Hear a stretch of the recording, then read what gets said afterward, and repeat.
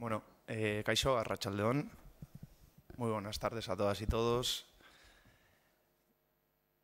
Hoy es el último día de este ciclo de conferencias anual. El año que viene habrá más. Existen rumores, ¿no?, ciertos, de que Koldo Mitxelena empieza una nueva era de modernización, se está remodelando, pero el año que viene estaremos aquí también, ¿de acuerdo? A partir de enero. En diciembre, fechas navideñas, descansamos. Y como siempre, hemos hecho un recorrido a lo largo de la historia de Guipúzcoa, a lo largo de los siglos, y terminamos, en las últimas charlas hemos terminado en la Edad Contemporánea. Y en el día de hoy, saltándonos un poco, no es saltarse, pero extendiendo un poco la norma de la historia de Guipúzcoa, limitándonos a la historia de Guipúzcoa, en el día de hoy hablaremos, Virginia os hablará un poco del contexto de Euskadi, ¿no?, del País Vasco. Irá un poco más allá de lo que es nuestro territorio. Y por consiguiente, paso a presentaros a la ponente de hoy, Virginia López de Maturana. Su apellido le delata como alavesa, ese apellido compuesto. Es doctora en Historia Contemporánea por la UPV, investigadora actualmente también en la universidad, y también trabajó durante una breve estancia, ¿no?, en Oxford, en la Universidad de Oxford. Ahí es nada. Y entre sus... es especialista en historia de la guerra civil y del periodo de la dictadura franquista. Y sus múltiples publicaciones, entre ellas cabría destacar la de 2014, os leo textualmente: la reinvención de una ciudad, poder y política simbólica en Vitoria durante el franquismo. También ha realizado un catálogo de símbolos y monumentos que exaltan un poco la guerra civil y la dictadura, ¿no?, si no me equivoco. También alguna obra más en papel. Y está, en breves publicará esa Álava insólita, ¿no?, símbolos, mitos y lugares de memoria. Memoria de la que hoy nos va a hablar. Porque en la página web, etcétera, se anunciaba que nos iba a hablar de una historia de la institucionalización del franquismo, de cómo de una historia del franquismo a través de sus instituciones en Euskadi. También nos va a hablar un poco de todo lo que gira en torno a la memoria, algo que está muy en boga y que estamos deseosos y deseosas de conocer y de saber un poco más, ¿no? Cuando quieras, Virginia. Muchas gracias. Creo que se oye bien, sí. En primer lugar, quiero agradecer a la Asociación de Historiadores Guipuzcoanos Miguel Aramburu haberme invitado a participar en esta conferencia. Como decía, efectivamente voy a extender el tema a todo el País Vasco, no por casualidad, y es que el franquismo no está estudiado en el País Vasco, así como la guerra civil, determinados temas, ya explicaré después, como el exilio, la represión, sobre todo en estos últimos años la represión del franquismo, están siendo muy estudiados. El franquismo en sí, la institucionalización, la construcción del propio régimen no ha sido estudiado, salvo en el caso de Álava, en el que hice la tesis doctoral sobre el ayuntamiento, diputación y demás. A diferencia, por ejemplo, de Andalucía, donde este tema está muy estudiado. ¿Cuáles fueron los apoyos sociales? Por un lado, explicaré después, represión, exilio, pero también personas que se acomodan al régimen, personas que apoyan el régimen. ¿Quiénes fueron? ¿Por qué lo hicieron? Voy a comenzar, como he visto que esta foto les ha llamado la atención, es Irún, el día de la victoria, en 1939. Yo voy a comenzar hablando sobre precisamente el boom de la memoria. Como decía, he hecho varios trabajos sobre historia, sobre tema de símbolos, de calles, monumentos y demás, tanto en Álava como en Euskadi. Y actualmente en Vitoria, como me han comentado que aquí en Donostia también hay un grupo de memoria en el ayuntamiento. Bien, pues allí desde hace unos 3 años el ayuntamiento de Vitoria-Gasteiz formó un grupo de memoria para estudiar qué se debía hacer con esos símbolos, calles, monumentos, que quedan en la ciudad de la época de la guerra civil y de la dictadura. Cabe señalar que en 1979, como en la mayor parte de las ciudades y municipios de Euskadi, todos aquellos símbolos que desde luego exaltaban la dictadura, como la calle de la División Azul, la calle del General Franco, del General Mola, fueron eliminados. Quedan algunos, por ejemplo, Carlos VII en Portugalete, pero posiblemente pues porque nadie sepa quién fue Carlos VII ni que realmente el franquismo lo utilizó. No solo se trata de que fuera una persona o un símbolo que hubiera participado en la guerra civil y en la dictadura, sino cómo se apropió de esa dictadura de determinados símbolos. Por ejemplo, Carlos VII, que fue el pretendiente carlista durante la Segunda Guerra Carlista. Tuvo calle en Vitoria, la tiene en Portugalete, no recuerdo ahora si la tuvo aquí en San Sebastián, pero sé que en varias localidades del País Vasco. A lo que iba, que es lo que me llama sorprendentemente la atención. Ese grupo de memoria, el Ayuntamiento de Vitoria-Gasteiz, nos llamaron como hace unos 3 años a Aitor González de Langarica, el otro autor del catálogo de símbolos del franquismo, y a mí, que iban a contar con nosotros, bueno, hasta hoy. En este grupo han estado presentes todas las formaciones políticas y algunos grupos de memoria. Pero no había ni un solo historiador en este grupo de memoria. Yo, bueno, pues he estado reiteradamente denunciando que si se hablaba de historia, memoria histórica, como queramos llamarlo, tenía que haber historiadores. Es más, una de las plataformas de memoria histórica que estaba participando en esas reuniones elaboró 4 informes con los que ha estado trabajando las formaciones políticas. Y, bueno, ustedes saben que el historiador, ¿cómo trabaja? El historiador va al archivo, recoge unas fuentes y cuando escribe tiene que basarse en esas fuentes. No puede inventarse las cosas, tiene que hacer una referencia en una nota al pie diciendo, y no solo eso, sino contrastando con otro tipo de fuentes, con prensa, con otros archivos, con personas de otra ideología. Pero, oiga, usted me está presentando unos informes en los que usted no está probando absolutamente nada, está haciendo unas afirmaciones, por poner un ejemplo. Bueno, en el cementerio de Santa Isabel en Vitoria, los franquistas, durante la Guerra Civil y los primeros años del franquismo, fusilaban. En la de las Tapias, ellos afirmaban que habían sido 196 personas las que habían sido fusiladas. Bueno, un compañero mío que ha hecho una historia de la represión franquista en Álava demostró que eran 33. No hace falta multiplicar por 6 el número ni inventarse las cifras para que eso sea grave. Con que hubiera habido un solo fusilado, un solo muerto por violencia política, ya habría sido muy grave. No hace falta multiplicarlo por 6. Precisamente, bueno, es grave que hayan estado ellos, yo no sé de qué han estado discutiendo en ese grupo, porque desde luego de historia real, no. Y yo, como digo, lo he denunciado precisamente por la falta de rigor histórico que contenían esos informes que por cierto, me llegaron.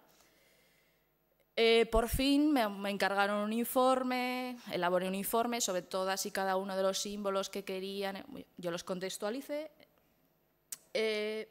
pero, bueno, pues me han dicho de todo, y hay ciertos grupos políticos que, yo soy partidaria de contextualizar una calle, como digo, a un determinado alcalde, determinado personaje, poner una placa al lado que contextualice, que explique quién fue ese personaje, un alcalde de la dictadura franquista y demás.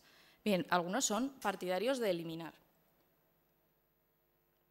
Pero significativamente, estos días he leído en la prensa que quienes en Vitoria están planteando eliminar, en Navarra están planteando todo lo contrario. Y es el caso de Arturo Campión. No sé si conocen a Arturo Campión. Nacido en Pamplona en 1854, pasó del federalismo al integrismo, si bien él no estuvo afiliado nunca a un partido político, se fue acercando progresivamente al nacionalismo vasco, fue gran defensor de los fueros, un gran estudioso del euskera, de hecho fue académico de Euskaltzaindia, pero en sus últimos meses de vida, justo después del golpe de Estado, escribió en el Diario de Navarra: «Tengo el gusto de hacer constar que, liberada esta ciudad de la tiranía roja, quiero manifestar, a la vez que mi protesta más enérgica por el incalificable proceder del nacionalismo vasco, mi adhesión inquebrantable a la Junta Nacional de Burgos». Bien, estos días el Gobierno de Navarra había planteado darle la medalla de oro porque era uno de los que había contribuido a elaborar lo que es la actual bandera de Navarra. Bien, toda la oposición se puso de acuerdo para no aceptar que Campión recibiera la medalla. Fueron Izquierda-Esquerra, el PSN, PPN y UPN. Sin embargo, el Gobierno, uno de los partidos del Gobierno, dijo, y me llamó mucho la atención, porque es de uno de los partidos que plantean en Vitoria que hay que eliminar todo, porque todos son unos fascistas, dijo: Campión fue producto de su tiempo. Juzgar la obra de Campión en base a dos frases nos parece un atrevimiento histórico que no justifica el planteamiento que se está haciendo ni la revisión de su obra. Es decir, cuando me interesa, contextualizo, y cuando me interesa, elimino. ¿En qué quedamos?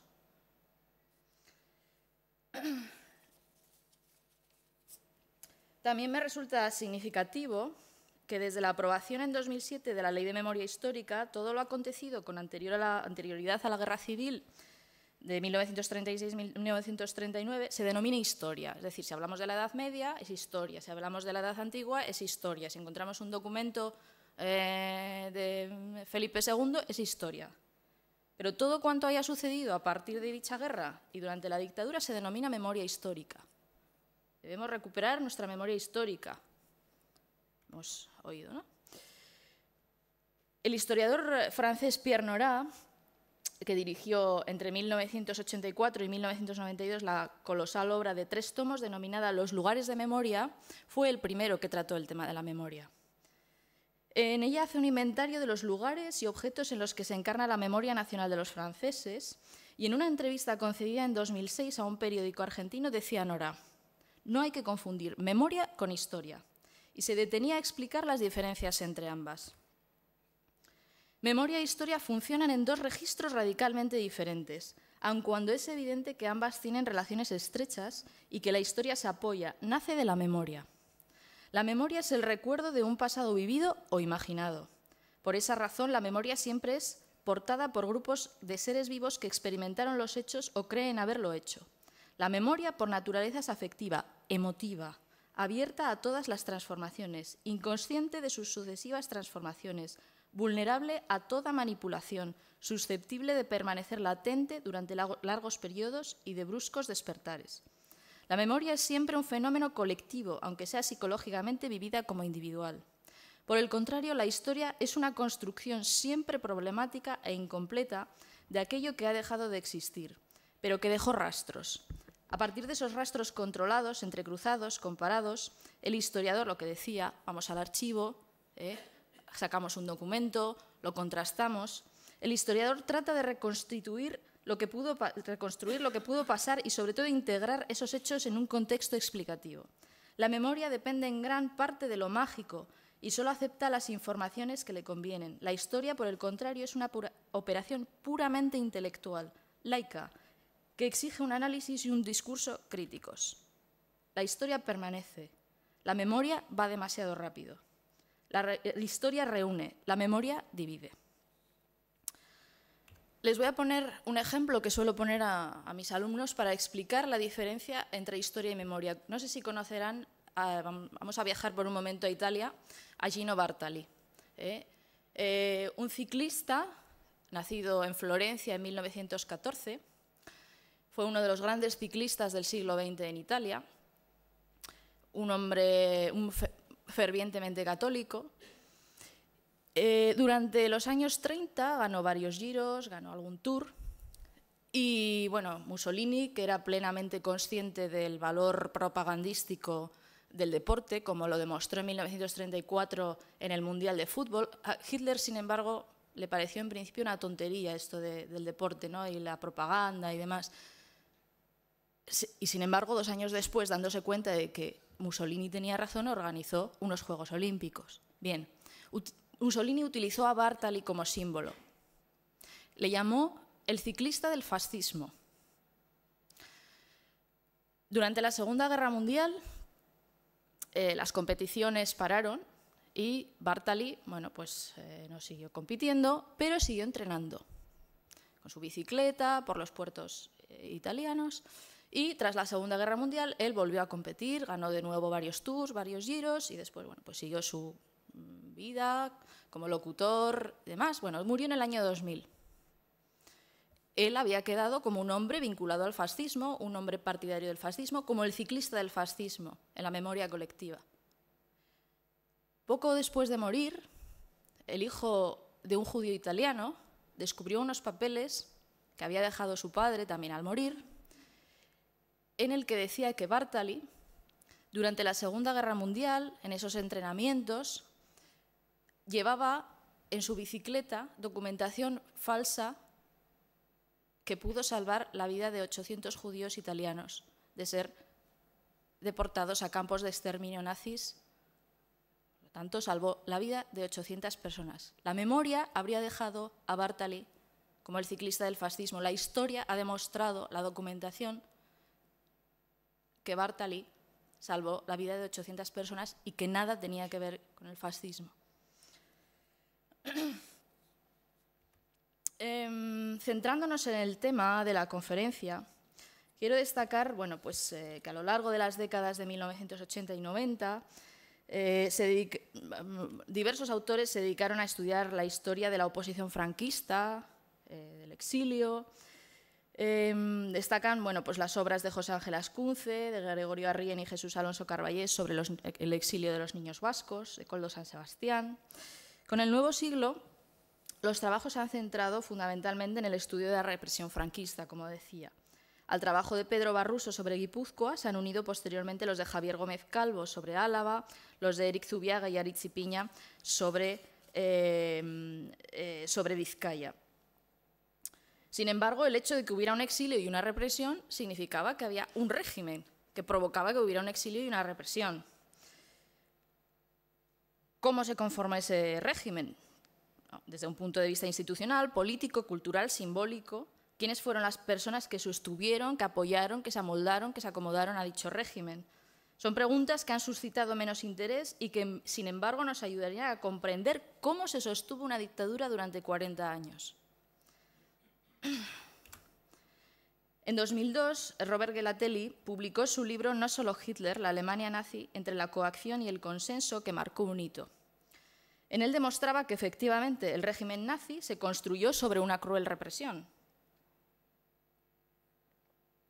pero también sobre una mayoría de población que, bien convencida, amoldada o acomodada, apoyó el nazismo. Decía Gelatelli: Hitler no solo vino a llenar un vacío político, sino que enseguida obtuvo la aprobación de los patriotas cuando rompió sistemáticamente los humillantes acuerdos de paz de 1919 y recuperó casi de la noche a la mañana el lugar que, en opinión de muchos alemanes, correspondía en justicia a su país como potencia dominante del continente. Y lo consiguió prácticamente sin un ejército, como recompensa a semejante hazaña, y pese a la existencia constante de bolsas de opinión negativas a su persona, de rechazo del nazismo e incluso a pesar de algunos casos de resistencia, la inmensa mayoría del pueblo alemán no tardó en entregarse en cuerpo y alma a Hitler y en apoyarlo hasta su catastrófico final en 1945. El nuevo régimen no tuvo el menor reparo en emplear la represión de manera muy diversa contra sus enemigos declarados, pero intentó también en todo momento atraerse el consentimiento y el apoyo del pueblo. Desde entonces han sido múltiples los estudios que han demostrado los apoyos sociales a los regímenes fascistas, como el de Vichy, como en Italia, en las décadas de 1920, 1930 y 40. Recientemente también, por ejemplo, el historiador francés Christian Ingrao ha escrito un interesante libro sobre el apoyo de los intelectuales al nazismo, demostrando cómo parte del personal de las SS, esa imagen que tenemos de las películas que son brutos, incultos, bueno, pues nada más lejos de la realidad. Había muchísimos doctores en historia, en sociología, en derecho, que habían formado parte de las SS y de todo ese entramado de exterminio. En el País Vasco, bueno, en otras comunidades autónomas, que quería decir esto, también, bueno, pues a raíz del libro de Gheratelli han surgido no solo miedo en Andalucía, no solo represión en la construcción del franquismo en Galicia, miedo y progreso, los españoles de a pie bajo el franquismo, y, por ejemplo, el interesante libro también de Cira Box, España año cero, la construcción simbólica del franquismo, para demostrar que ese régimen estuvo basado en una represión, pero también en personas que lo apoyaban.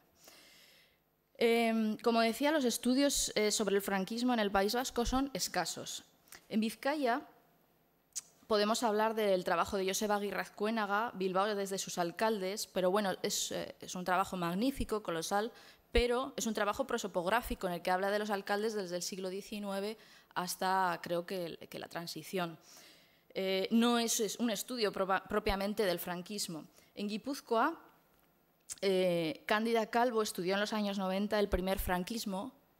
Tuve la suerte de ver su tesis doctoral, que está depositada en Salamanca, pero nunca la publicó. También publicó algunos artículos en los años 90, pero es que son prácticamente 30 años los que van a pasar desde que se publicaron estas cuestiones. Félix Luengo también publicó un artículo sobre el poder local en Guipúzcoa en el año 1990, y Leire Arrieta y Miren Barandiarán sobre la Diputación de Guipúzcoa más recientemente. A diferencia de Álava, que en los últimos años ha vivido, bueno, pues, un florecimiento de los estudios sobre el franquismo, desde movilización, represión, la mujer, mutualismos, el 3 de marzo, la industrialización, el ayuntamiento y la diputación. En la década de 1940, el franquismo vive dos fases muy diferentes. Hasta 1940, desde 1939 y hasta 1945, vive en el contexto de la Segunda Guerra Mundial.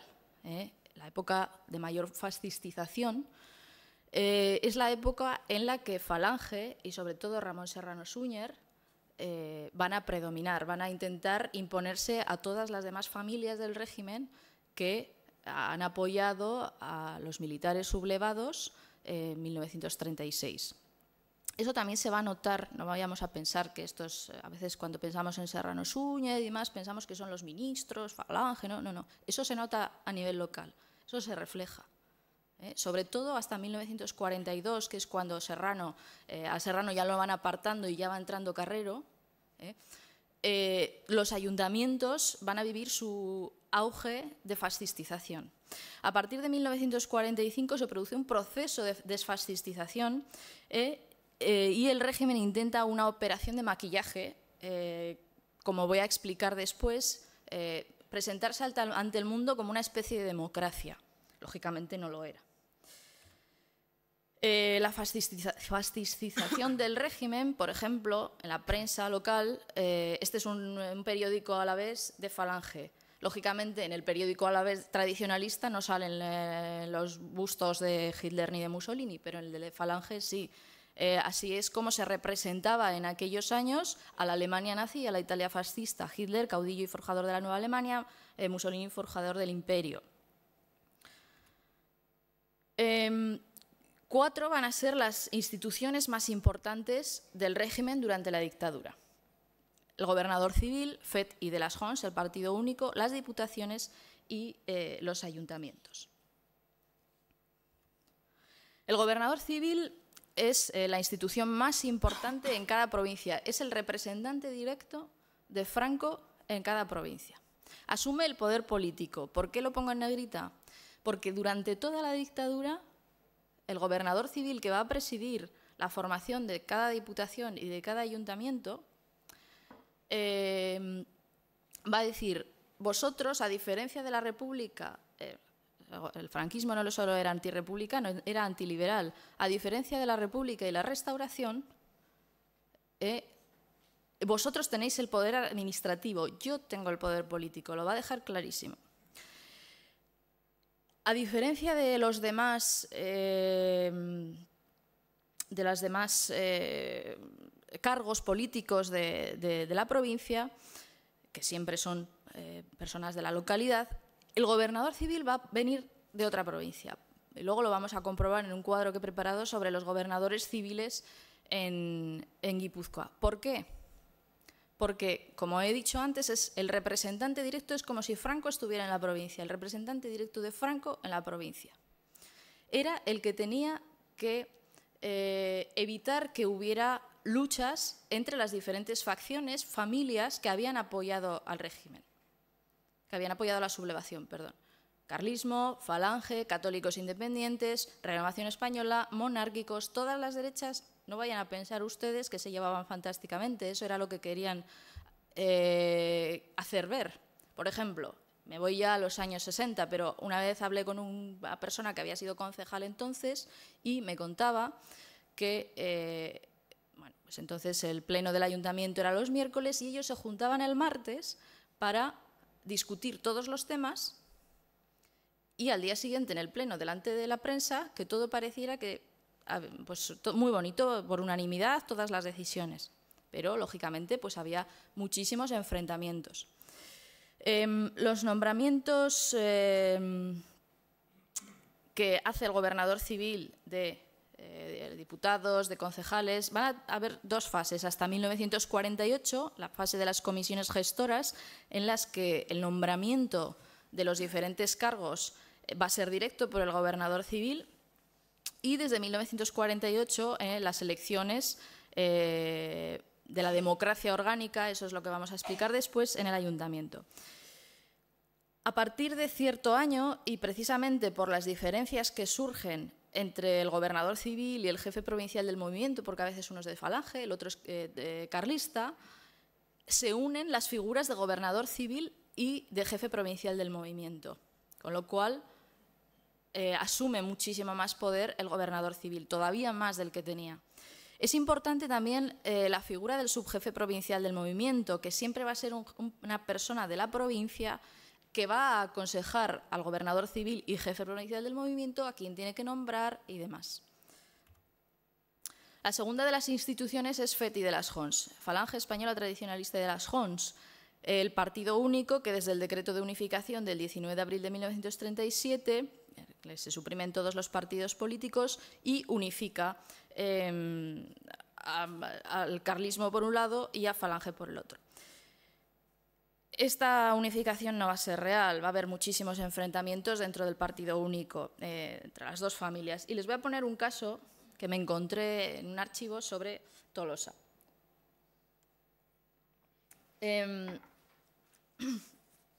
El 30 de octubre de 1938, durante la recaudación del auxilio social en esta localidad guipuzcoana, un carlista se negó a ponerse la insignia característica de dicha organización. Lo simbólico es muy importante también durante el franquismo. Los falangistas no van a querer ponerse la boina roja. Aquí, como vemos, pues un carlista no quiere ponerse la insignia de auxilio social.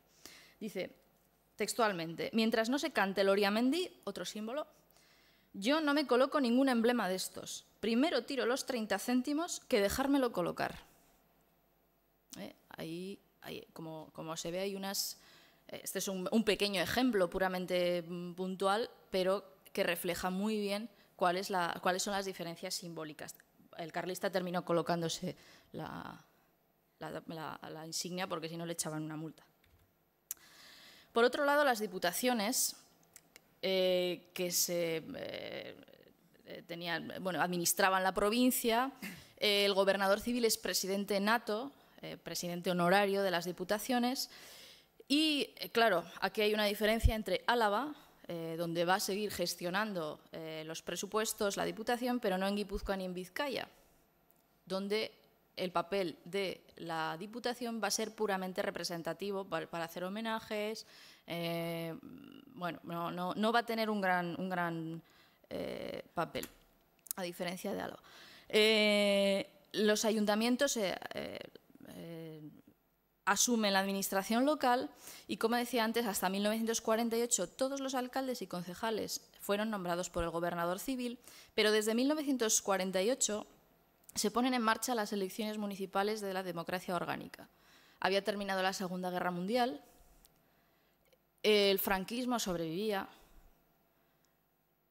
pero ¿cómo iba a sobrevivir? Tenía que, como decía antes, hacer una operación de maquillaje y hacer ver al mundo que aquello era una democracia. Pero no quería ser una democracia como en la República ni durante la Restauración. Por eso, en la Ley de Bases de Régimen Local se inventa lo que va a ser la elección por tercios, el tercio de cabezas de familia, tercio de organismos sindicales del municipio, tercio sindical, o el tercio de entidades económicas, culturales y profesionales. Por el tercio de cabezas de familia van a poder votar todas las hombres en principio, luego también mujeres mayores de 21 años. Por el tercio de organismos sindicales, por cierto, los candidatos van a tener que tener un aval, no solo en la primera época, también hasta el final. Esta forma de elección pervive durante toda la dictadura, hasta el año 73, que son las últimas. Por el tercio sindical, bueno, pues hay diferentes organismos sindicales, el del metal, el del papel, cada uno va a presentar un candidato. Y el más politizado, el tercio más politizado, era el de entidades económicas, culturales y profesionales, porque a los candidatos los proponía el mismo gobernador civil. En Álava, ¿cómo era? Bueno, pues lo que hacía, yo no he estudiado en profundidad el caso de Guipúzcoa, sí el de Álava, lo que hacía generalmente el gobernador civil eran los concejales que no habían salido por el tercio de cabezas de familia y el tercio sindical los presentaba por el tercio de entidades económicas, de manera que todos los que se habían presentado acababan saliendo elegidos. Pero en cualquier caso era el tercio más politizado. También de estos concejales van a salir parte de los diputados que van a estar en la Diputación, porque va a seguir el mismo proceso. Va a haber una elección, no va a haber el tercio de cabezas de familia, pero sí sindicatos y entidades, y parte de estos concejales van a ir a la Diputación. Bueno, la guerra terminó en Guipúzcoa en septiembre del 36, así es como lo representaba Pensamiento Alavés, también Bilbao. En esa primera época, en septiembre del 36, algunas zonas fronterizas de Vizcaya pues, siguieron en zona republicana, como en Álava, que al norte también algunas zonas permanecieron bajo el poder de la República, pero el resto de la provincia quedó incorporada al nuevo Estado. Por lo tanto, comenzó la construcción de todo el entramado institucional. Se produjeron los primeros nombramientos. Los militares eran los encargados de realizar esos nombramientos. El primer alcalde de San Sebastián fue un monárquico, José Mújica. Se nombró también a un gobernador civil, un vizcaíno, como recordáis que el gobernador civil siempre venía de fuera, que se llamaba Ramón Sierra y que significativamente, y luego vamos a explicar por qué, venía de Renovación Española, aquel partido monárquico al que pertenecían, por ejemplo, Ramiro de Maeztu. En la Diputación es algo significativo, no, lo que sucede en Guipúzcoa no es algo habitual. Se forma una comisión gestora en la que están representadas las principales fuerzas políticas que habían participado de la sublevación. Predomina lógicamente el tradicionalismo, porque, al igual que en Álava, era la fuerza de la derecha en la que con mayor implantación en la provincia antes de la guerra civil. Para la elección del presidente, y he aquí la cuestión significativa, se procedió a una votación secreta. Esto no sucede en ninguna parte. El gobernador civil dice tu presidente, tu vicepresidente y nombra a los diputados. Algo atípico del régimen que, por supuesto, después desapareció. Fue elegido el tradicionalista Fidel Azurza. Falange va a tener en esta primera época, también sucede en Vitoria, una escasa presencia en las instituciones, lo que va a provocar un descontento y que haya disputas. Es lógico, dada la escasa presencia de Falange antes de la guerra. Sé que se está haciendo una tesis sobre Falange en el País Vasco. No sé exactamente las personas afiliadas a Falange que había antes de la guerra en Guipúzcoa, pero en Álava, en toda Álava, había 40 personas. Eso es poquísimo. Es lógico, por lo tanto, en el caso de Álava, que después tuvieran una escasísima representación. Por ejemplo, en el primer ayuntamiento, que dura 5 años, entre 1936 y 1941, en Vitoria, no hay ni un solo falangista. Claro, continuamente el ayuntamiento de Vitoria es criticado por el jefe provincial de Falange y por no cumplir, digamos, según ellos, no cumplían con el nuevo régimen, demás. Aquello de los hombres nuevos, pues no hay hombres nuevos, hay gente que viene de Falange, pero la mayoría de la gente que está en las instituciones viene de épocas anteriores. Las disputas provocaron las primeras destituciones. Así, Ramón Sierra, el gobernador civil, era mal visto por Falange. Recordamos que era de Renovación Española y se procuró desde la primera época no nombrar personal, en San Sebastián estoy viendo, en Guipúzcoa hay varios, personal que procediera de Renovación Española. ¿Por qué? Porque aunque eran monárquicos, ellos eran liberales, ellos eran personas partidarias de la restauración borbónica. Entonces, ellos lo que querían, lo que he dicho antes, eran antirrepublicanos, pero eran también antiliberales, y Renovación Española era un partido liberal. Sierra fue sustituido por otro monárquico, que esta vez venía de Navarra, José María Arellano. Fíjense, el anterior Sierra había sido nombrado en septiembre, Arellano es nombrado el 7 de octubre del 36 como gobernador civil. Enseguida destituyó a la comisión gestora de la Diputación y nombró una nueva gestora el 19 de octubre. Fíjense qué rápido es todo, septiembre, octubre. Y en esta nueva gestora no encontramos ni falangistas ni carlistas. Arellano nombró a personalidades locales de la derecha dinástica,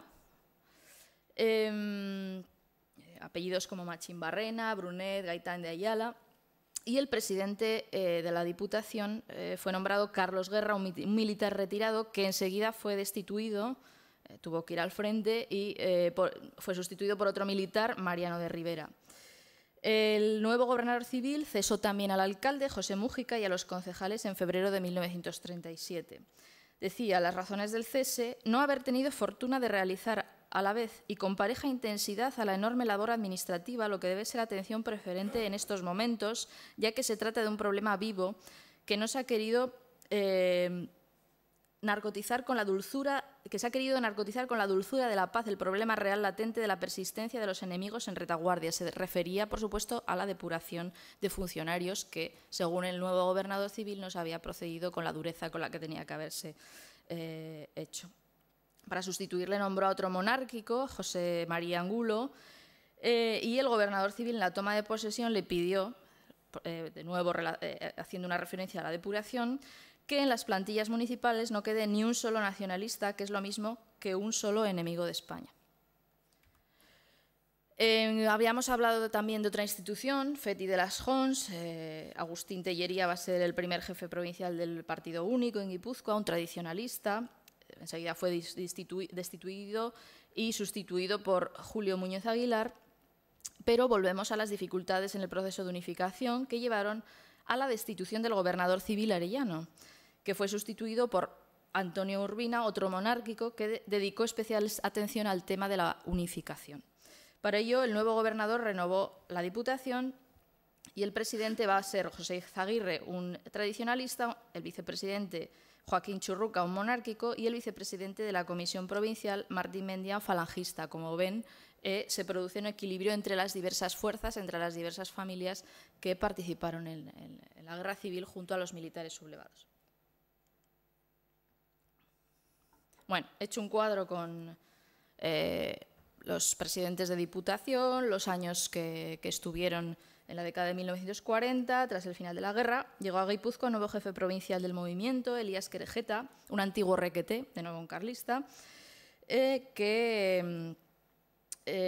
se nombró a un falangista como subjefe provincial del movimiento para mantener ese equilibrio. Querejeta no duró apenas en el cargo al frente de FET y fue nombrado presidente de Diputación. También hubo de nuevo otra renovación en el ayuntamiento y ahora sí había un equilibrio. ¿Os acuerdan que anteriormente habíamos dicho que ni carlistas ni falangistas estaban representados en el ayuntamiento? Había un equilibrio entre todas las familias del régimen. Tras el fin de la guerra, el gobernador civil asumió también la jefatura de FET y de las JONS. Por lo que he visto, en Guipúzcoa, precisamente porque se producían esos enfrentamientos entre falangistas y carlistas, a veces el gobernador, el jefe de falange, cada uno era de una de las familias, se unificó, como he dicho antes. En Guipúzcoa, por lo que he visto, fue en 1939, en Álava fue en 1943. No en todas las provincias se produjo al mismo tiempo. Esto supone, como ya he comentado previamente, un reforzamiento del poder del gobernador civil. Este reforzamiento de la figura del gobernador civil perjudicó a los carlistas en detrimento de Falange. ¿Por qué? Ya no conservaban la jefatura de Falange española tradicionalista, había ido al gobernador civil. Sin embargo, los falangistas sí siguieron conservando, o sea, el subjefe provincial era falangista y además los falangistas mantuvieron la vicepresidencia de Diputación. Como decía al principio, fue la época de mayor fascistización. En este cuadro, creo que ya me queda poquito tiempo, en este cuadro he querido reflejar lo que decía al principio de que el gobernador civil, generalmente, en Álava hay algún caso al principio que sí eran personas de Vitoria, pero en los primeros gobernadores civiles, como ven, eran todos de fuera de Guipúzcoa. Bueno, les he hecho un listado de todos los alcaldes de San Sebastián durante el franquismo, por si quieren echarle un vistazo. No solo de los años 40. Si no recuerdo mal, el alcalde de Elósegui tiene calle en Vitoria, en San Sebastián, perdón. Sí, la sigue manteniendo, ¿verdad? Yo creo que hay una calle que se llama Alcalde de Elósegui. Sí. O Avenida de Elósegui. Eso es. También quería detenerme en el callejero, que me parece un tema bonito. El primer cambio en el callejero se produce en 1937. Y fíjense cómo hay un equilibrio, bueno, con la antigua denominación, con la nueva denominación, pero predominan los símbolos relacionados con el monarquismo, con los dinásticos. Después, bueno, pues alguna referencia al carlismo, como el general Zumalacárregui. En este primer cambio yo creo que no hay ningún otro carlista. Sí tiene más representación falange con los hermanos Iturrino y con José Antonio Primo de Rivera, pero fundamentalmente... bueno, Navarra y Zumalacárregui son referentes carlistas, también Navarra por los tercios. El resto van a ser referencias fundamentalmente monárquicas. No sé si quieren un poquito más de tiempo para verlo y asimilarlo, porque tengo otro cuadrito. El siguiente cambio en el callejero se va a producir en 1938 y aquí sí que, excepto el conde de Plasencia, que he estado consultando y yo creo que no era carlista, el resto de denominaciones son puramente carlistas. Víctor Pradera, que si no recuerdo más fue fusilado aquí en la cárcel, ¿no?, en San Sebastián. Juan de Olazábal, Loriamendi, en referencia al himno del carlismo, y los tercios. Calle Nueva significa que es una calle, no que se llamara Calle Nueva, sino que es una calle de nueva construcción. Y los tercios, bueno. En Bilbao, cuando llega Areilza, en el año 37, el cambio del callejero es mucho más radical. En Vitoria lo que se hace es volver a lo anterior a la República. No hay ningún cambio. En Bilbao, sin embargo, Falange sí que impone determinados símbolos. Aquí en San Sebastián, por ejemplo, en un principio a José Mújica los falangistas quisieron poner una calle a Benito Mussolini. Por supuesto, se negó.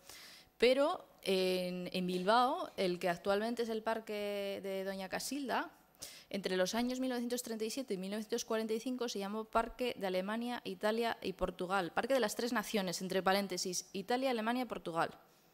Claro, lógicamente, y fíjense otra vez, 1945 supone un corte, ya no podía pervivir un parque con esa denominación, ¿no? Estamos apoyando a estas potencias, pues ya no tenía sentido.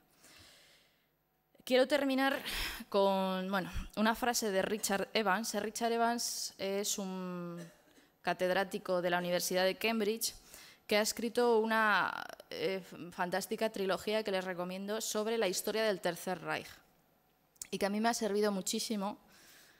El más interesante, la trilogía es muy buena, pero el más interesante es el primer tomo, al que hace referencia este párrafo, porque cuenta cómo llegan los nazis desde la época de Bismarck, cómo se va gestando esa mentalidad, todo aquello que no conocemos. Conocemos muy bien a partir de cuando llegan los nazis en el año 33 y la Segunda Guerra Mundial, pero cómo se gestó todo aquello. Bien, pues en la introducción él hace una reflexión sobre la historia y dice: me parece impropio que una obra de historia se permita el lujo del juicio moral. Es por una parte antihistórico y por otra arrogante y presuntuoso. Yo no puedo saber cómo me habría comportado si hubiese vivido bajo el Tercer Reich, aunque solo fuese porque si hubiese vivido entonces habría sido una persona diferente de la que soy ahora. Muchas gracias.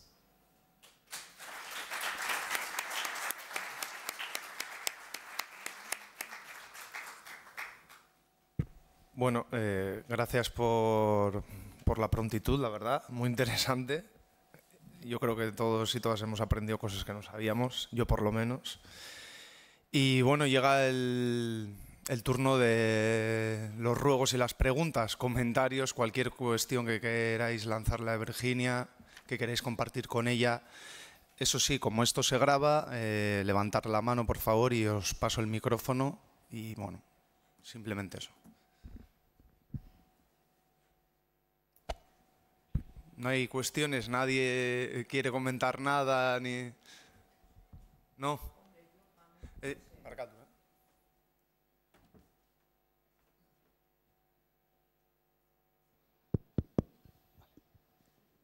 No, Virginia, no, me parece... Estoy de acuerdo contigo en que todos los regímenes fascistas tuvieron muchísimo apoyo, si no, no hubieran llegado, ¿no? Pero claro, comparar el régimen alemán con el régimen español, o sea, en España el fascismo triunfó después de una guerra civil, entonces, no sé, esa comparación no me parece... O sea, después de una guerra civil en la cual hubo pues 150.000 personas represaliadas, etcétera, etcétera, no sé. Es una comparación que no... Estoy de acuerdo, ya de partida estoy totalmente de acuerdo, pero lógicamente se estudian regímenes que tienen en Europa, Vichy, Italia, Portugal, regímenes fascistas que tienen la misma tendencia, por supuesto. Pero tienen una diferencia en España muy fuerte. Estoy totalmente de acuerdo, sí, y por supuesto no olvidemos que Hitler sale tras una elegido democráticamente. Sí, estoy totalmente de acuerdo, por supuesto. Hay una represión muy fuerte, exactamente, pero todos aquellos regímenes, de una manera u otra, tuvieron personal que apoyaba o que se acomodaba. De acuerdo, de acuerdo. Y eso es un poco... lo que defiendo es la idea de que me parece muy bien que se hagan estudios sobre represión, exilio y demás, pero como se están haciendo en Andalucía, también estudios sobre de qué manera se acomodó no solo apoyando, siendo concejal o siendo afiliado a Falange, sino cómo se iba acomodando la gente. Sí, a mí me ha parecido, o sea, yo como soy profana, me ha parecido una sorpresa que no hubiera estudios sobre Guipúzcoa. No, es que sobre País Vasco, sobre apoyos sociales no existen. Yo hice el tema de la institucionalización solo en Vitoria, pero es un campo por estudiar, sí. Y por supuesto la represión está siendo muy estudiada, el exilio ya lo fue en los años 80 y 90. Gracias. A ti.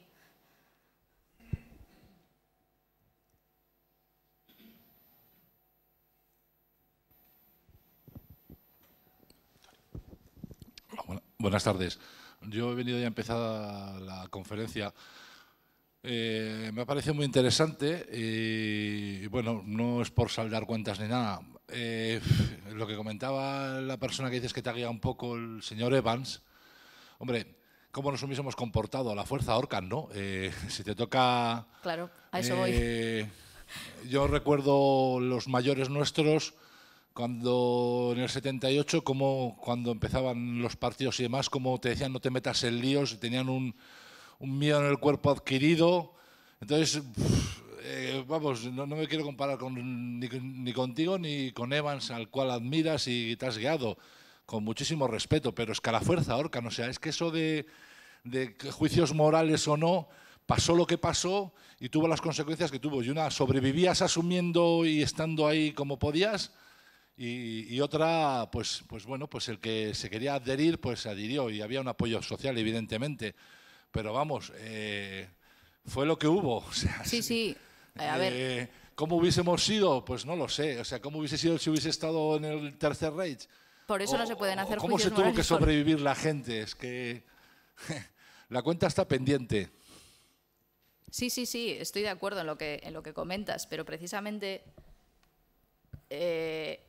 porque a la fuerza Orcan no sabemos cómo nos habríamos comportado. Posiblemente muchas personas nos habríamos amoldado, o habríamos pertenecido a una minoría y habríamos sido... Eso no lo sabemos. O en determinado momento puntual habríamos traicionado a alguien que en este momento no se nos ocurre que podríamos traicionar. Pero en una determinada situación como una dictadura, sobre todo, bueno, pues como la Alemania nazi, por ejemplo, ¿cómo nos habríamos comportado? No lo sabemos. ¿Habríamos hecho algo horrible? Y para empezar, lo que dice Evans es que seríamos una persona diferente.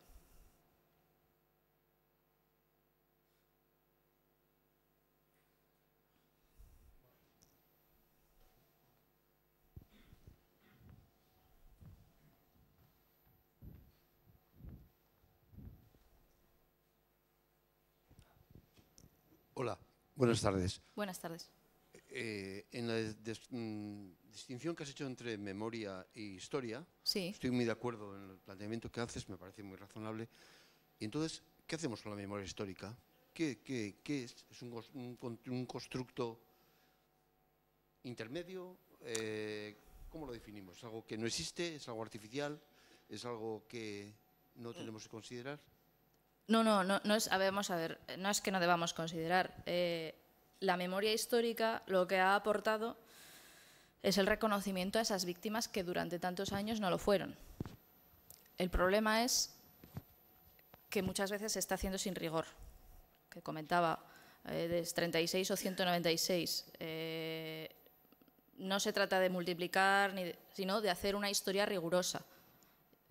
Yo soy más partidaria de hablar de historia, pero insisto, lo que tienen de bueno estos grupos de memoria histórica o la memoria histórica es que han favorecido el recuerdo de esas personas que durante muchos años estuvieron totalmente olvidadas y que fueron represaliadas.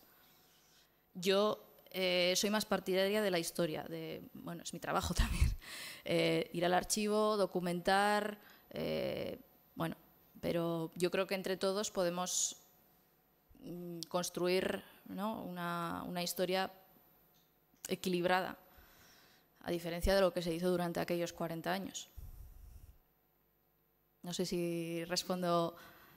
Yo soy partidaria de, como lo que te digo, yo tengo una formación académica. Entonces, bueno, pues a mí me han enseñado, con lo que digo, a ir al archivo y decir, pues esto... Pero entiendo a los grupos de memoria. Y que la ley de memoria histórica, bueno, pues ha favorecido lo que decía, que hayan surgido, bueno, que se haya puesto nombre a todas las víctimas.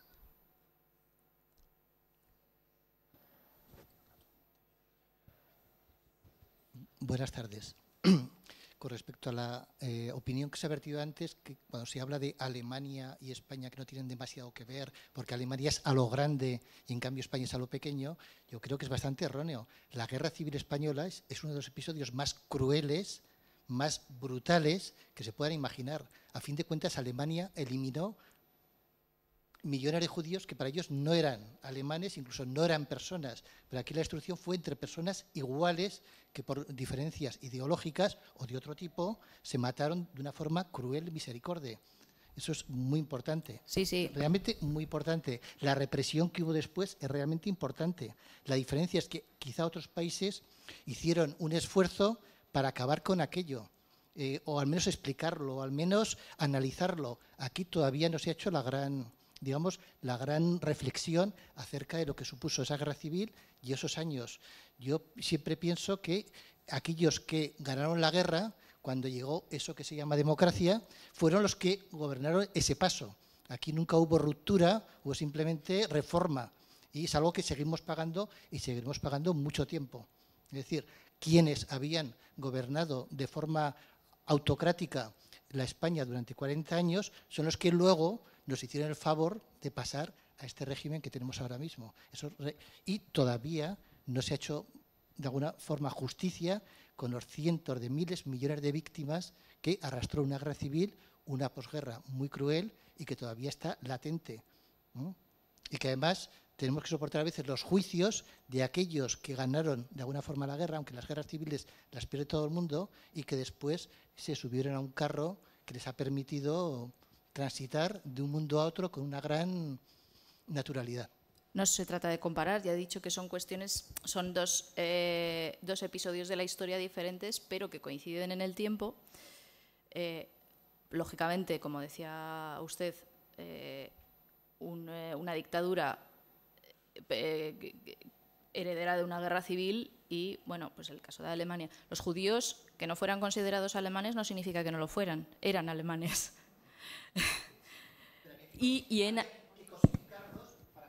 Y en Alemania también costó, durante los años 50, 60, no se habló de nada de aquello. También a ellos les ha costado, bueno, en los colegios, en los institutos no se estudiaba el tema, no se hablaba del tema, era un tema tabú. O sea, también allí... Y no sé si es un poco simbólico que ayer se cumplían 42 años de la muerte del general Franco, y así como otros años incluso aparecían esquelas en los periódicos o artículos o notas, y ayer no vi ni una sola referencia a este aniversario. No sé si es simbólico, no, tiene algún valor, pero me pareció algo curioso que ayer ningún periódico, ninguna emisora de radio, ni en internet se le diera nada. Bueno, la hija de Franco ha salido en varios periódicos. Pero porque, por lo visto, sí, sí. Lola, a lo mejor. Sí, sí, sí. No, periódicos. No, perdone, yo cuando quería decir que no son comparables me refiero a que Hitler llegó sin una oposición tan fuerte como llegó Franco. Es decir, Hitler no tuvo que hacer una oposición a una guerra. En España hubo una gran... o sea, la lucha contra el fascismo fue una guerra civil, una guerra. Y Hitler no tuvo esa oposición. No sé qué número de represaliados de izquierdas, comunistas, socialistas, hubo en los primeros campos de concentración, ¿no?, que se construyeron para ellos en Alemania, pero en España el asunto es que contra el fascismo se hizo una guerra. En ese sentido quería decir que la oposición fue muchísimo más dura que en Alemania contra Hitler. A eso me refiero. Bueno, pero no, perdón, el fascismo no. O sea, el fascismo, la guerra la hicieron, el fascismo hizo un golpe de Estado, pero tuvo una oposición muy fuerte que no se la esperaba. Que la gente, es decir, los sindicatos, etcétera, etcétera, se armaron, ¿no? Sí. Exactamente. O sea, me refería a eso, no a otra cosa. Bueno.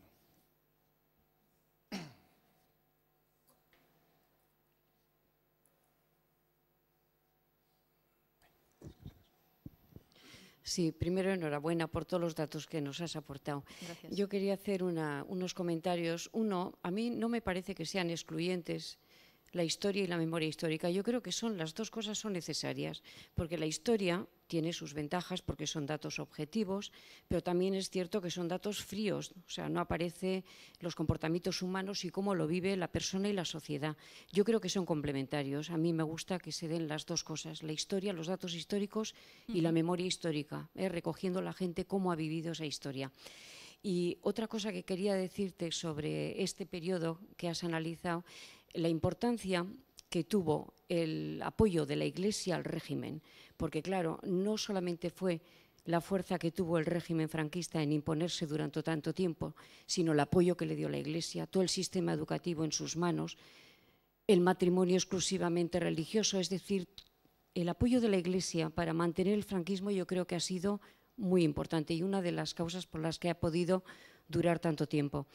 Y luego hay un hecho diferencial, por ejemplo, en la guerra del 36 al 39 en el País Vasco, porque aquí, claro, había un elemento identitario muy importante que fue oprimido y aplastado por el franquismo, cosa que en otras zonas del Estado no ocurría, era casi diríamos una guerra de clases, como podía ser también, por ejemplo, en la Revolución Rusa, luego el estalinismo, que también fue una dictadura y también quedó la gente totalmente oprimida y no se levantó nadie contra Stalin porque era imposible, pero allí era diríamos un enfrentamiento de clases. Sin embargo, aquí en el País Vasco y en Cataluña también hubo un elemento identitario de opresión hacia un pueblo que no se dio en otras partes y yo creo que eso hay que tenerlo muy en cuenta al analizar el franquismo en el País Vasco.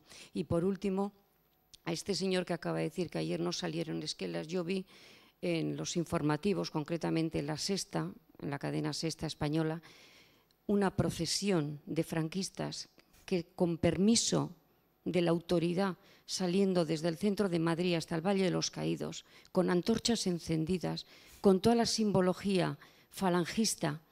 Yo no sé si lo veríais otros. Entonces, claro, decir que no salieron esquelas, se hicieron misas en muchas iglesias también, alguna ella financiada por la familia Franco, y yo de verdad ayer no me lo podía creer las imágenes que vi, que hoy en día se permita en la vía pública una procesión de falangistas con antorchas dirigiéndose durante horas desde el centro de Madrid hasta el Valle de los Caídos. Sí, sí, estoy de acuerdo. No había visto el tema. Todos los años se celebra una misa en el Valle de los Caídos y bueno, hacen toda la parafernalia. Y precisamente en Alemania ya saben que toda esa simbología está prohibida. No pueden salir a la calle. Yo estoy de acuerdo en que ese tipo de manifestaciones no deberían hacerse porque eso sí que efectivamente supone una exaltación de la dictadura franquista. En cuanto al tema de una lucha de clases, bueno, yo creo que se está desmitificando, es cierto también el tema de identitario, pero por ejemplo en el caso de Álava, quienes mayormente apoyaron la sublevación fueron los carlistas, es la segunda provincia después de Navarra que más voluntarios aporta proporcionalmente, claro, y los carlistas eran pobres. Y sin embargo los republicanos en Vitoria eran los ricos. Entonces se rompe ahí ese tema de la lucha de clases. Yo creo que se está rompiendo con todos los estudios. Como digo, los carlistas eran los pobres y eran precisamente lo que no querían era romper el orden social y que les quitaran las tierras, las pocas tierras que tenían. Eso les motivó a apoyar a la sublevación. Y sin embargo en Vitoria los republicanos eran las clases altas, los ricos.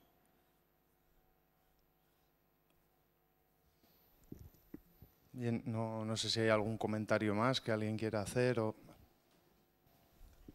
Buenas tardes. A mí me hubiese gustado igual que hubiese hablado un poquito más sobre el consenso, porque al principio has dicho, pues eso, ¿no? ¿Quiénes eran aquellas personas que se acomodaban al régimen, las personas que apoyaron al régimen? Y al final, hombre, aparte de algunos miembros de las instituciones que has comentado y un poco la oposición entre falangistas y carlistas, poco más. Y me hubiese gustado escuchar un poquito más sobre ese tema, ¿no? Un poco, vale, cómo consiguieron extender ese consenso. Aparte de las instituciones oficiales, ¿qué otro tipo de organismos o grupos pudieron utilizar? La cultura, por ejemplo, cómo se valieron de ella, cómo se apropiaron de bastantes símbolos carlistas y vascos, reinterpretándolos para intentar reforzar un poco la idea del País Vasco español, ¿no? No sé, porque hay bastantes cosas y yo creo que sí que se está investigando sobre ese tema últimamente, además. Claro, es un tema, si no he hablado sobre él es porque no hay estudios sobre ese tema de momento, ya te digo, se están haciendo esos estudios, entonces, aparte de que el tiempo es limitado, es que no hay publicaciones aún sobre el tema de los apoyos sociales al franquismo en el País Vasco. Ya te digo, en Cataluña, en Valencia, sobre todo en Andalucía, la Universidad de Granada está trabajando muy bien este tema. Pero en el País Vasco no hay nada que estoy totalmente de acuerdo, los cursillos de cristiandad, las hermandades de acción católica, cómo apoyaron todas estas, a través, lo que dices, a través de la cultura, cómo se apoyó el franquismo. Es que todavía, o sea, no hemos consultado esa documentación, no podemos llegar a ninguna conclusión, no hay estudios. Y yo creo que es un poco lo que hay que avanzar también, es importante. Bien, no sé si hay alguna cuestión más. Con esto terminamos la charla de hoy y el año de hoy. Y bueno, os emplazo a que en enero continuaremos un año más con este ciclo de conferencias. Eskerrik asko.